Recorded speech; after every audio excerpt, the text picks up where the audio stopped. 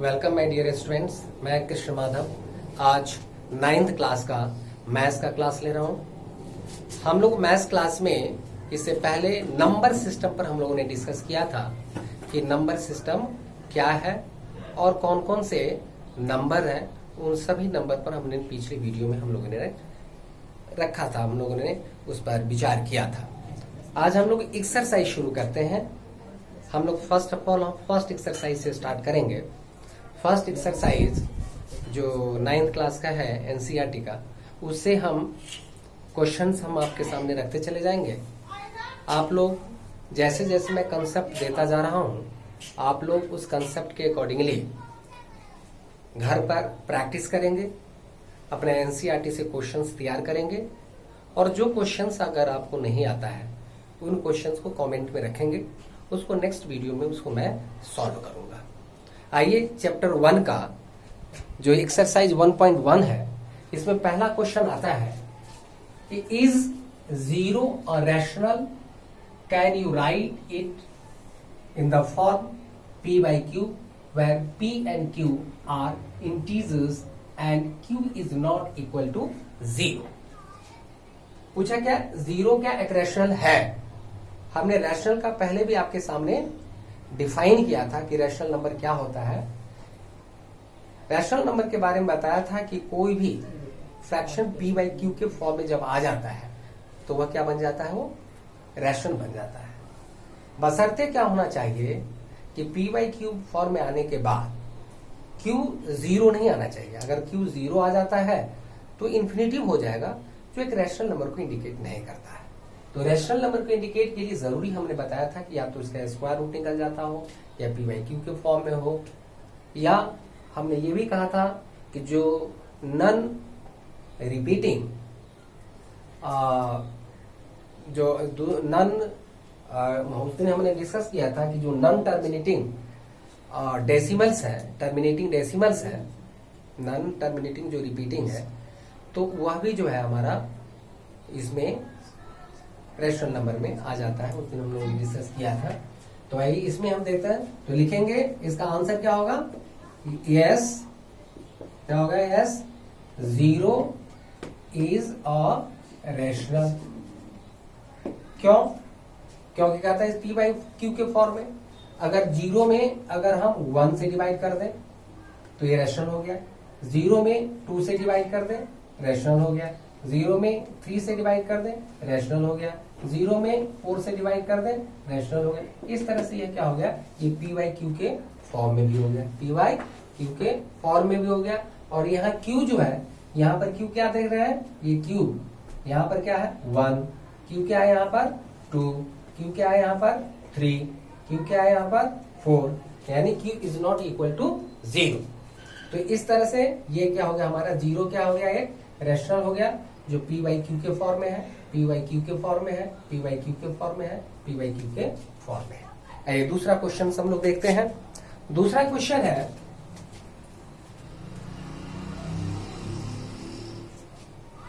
कि find the rational number, find 6 rational number, rational number of 3 and 4, 3 और 4 का 6 rational number. दूसरा question है हमारा, find rational numbers between 3 and 4। कितना बोला है, बिटवीन 3 and 4, 3 और 4 के बीच में 6 रैशनल नंबर निकालना है। सिंपल सी बात है, अगर 6 रैशनल नंबर निकालना है तो हमारी कोशिश होगी 7 से हम क्या करेंगे, न्यूमरेटर और डिनोमिनेटर दोनों में मल्टीप्लाई कर देंगे। अगर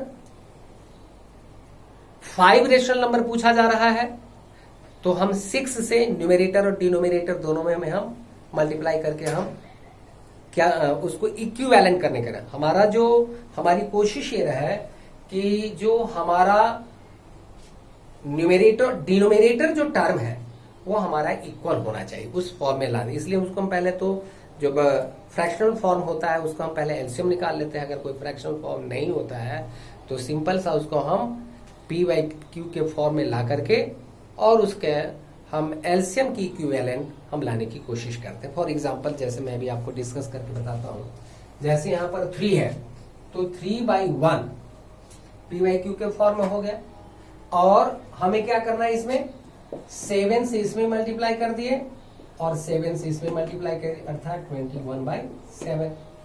दूसरा हमारा आ गया 4, तो ये 4/1 और 7 से इसमें मल्टीप्लाई कर दिए, 7 से इसमें मल्टीप्लाई कर दिए, 28/7।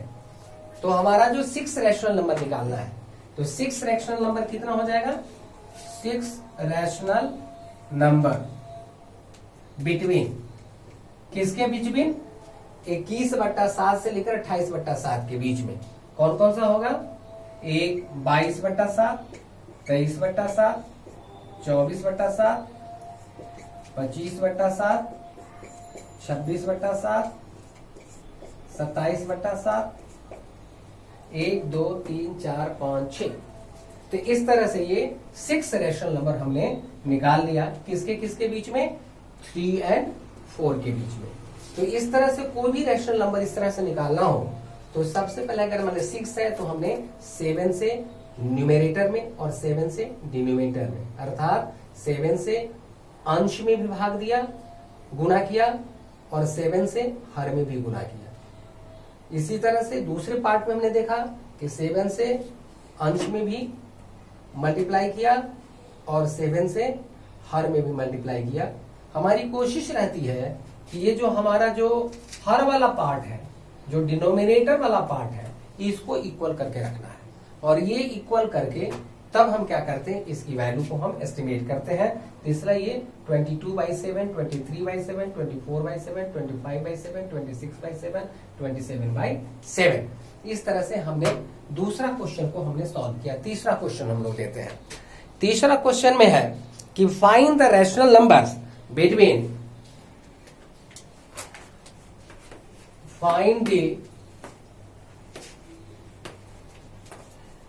rational numbers between, question number 3, find the rational numbers, find the rational numbers between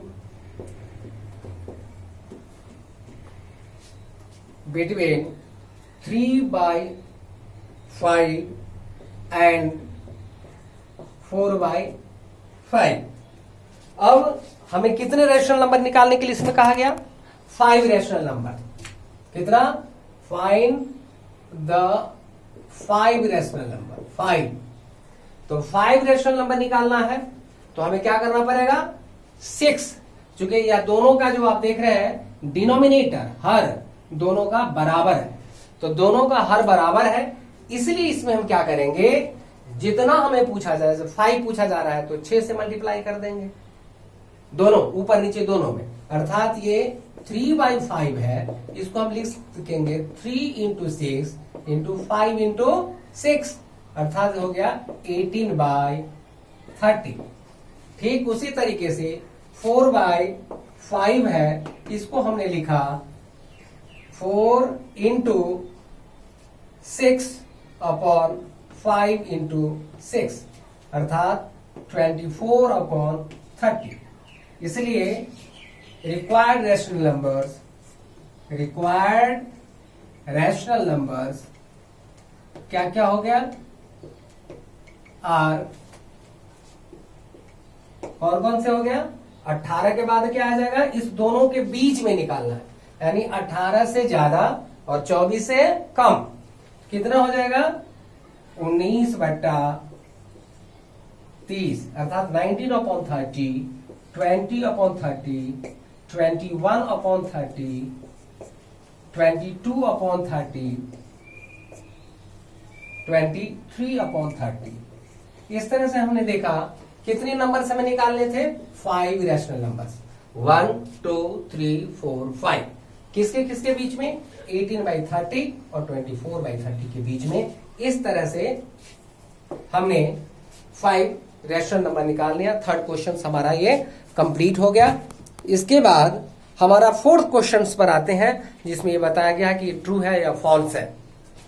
तो ट्रू एंड फॉल्स क्वेश्चंस में हम कुछ चीजों पर हम लोग डिस्कस करें, जिसका आंसर आप लोग भी देंगे, आप लोग भी इस पर विचार करें, क्या ये सही है, क्या ये गलत है। और क्या क्वेश्चन नंबर 1 है कि एवरी फोर्थ क्वेश्चन का फर्स्ट पार्ट है true and false. True and false, true and false पर हम लोग डिस्कस करेंगे। इसमें कहा गया है कि every natural number is a whole number. ये बताना है ट्रू है या फॉल्स है। दूसरा है every integer is a whole number. तीसरा हमें बताना है every rational number is a whole number। अब इस तीनों का आंसर हम लोग देखें। पहला है every natural number is a whole number. क्या है ये? क्या प्रत्येक नेचुरल नंबर होल नंबर है? ट्रू है या फॉल्स? तो कहने का मतलब क्या है? ये ट्रू है। क्यों ट्रू है? ये ट्रू है क्योंकि मैं पहले डिस्कस किया था कि होल नंबर में 0, 1, 2, 3, 4, 5 आता है और नेचुरल नंबर में 1, 2, 3, 4, 5, यानी ये जितना नेचुरल नंबर है ये सब होल नंबर में लाई करता है।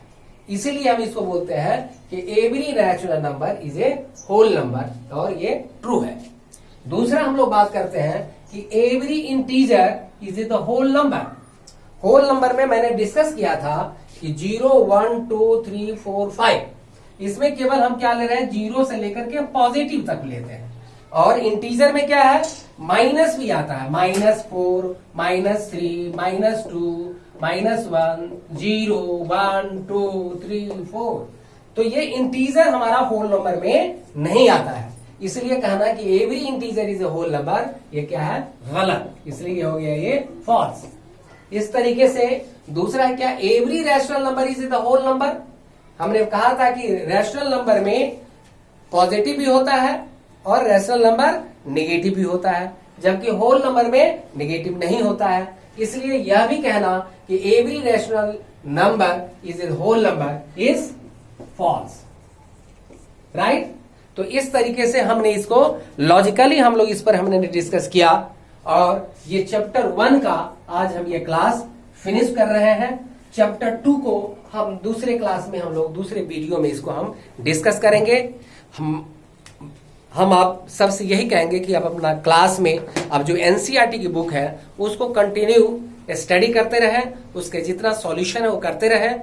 जो भी सॉल्यूशन में आपको प्रॉब्लम आए उसको कमेंट बॉक्स में आप रखें, और या हम नेक्स्ट में हम अपना व्हाट्सएप दे देंगे, उस व्हाट्सएप पर भी अपना क्वेश्चन राइज करेंगे, ताकि उसके माध्यम से हम आपके हर प्रश्नों का उत्तर देने का प्रयास करेंगे। इन्हीं शब्दों के साथ मैं आज के वीडियो पर समाप्त करता हूं।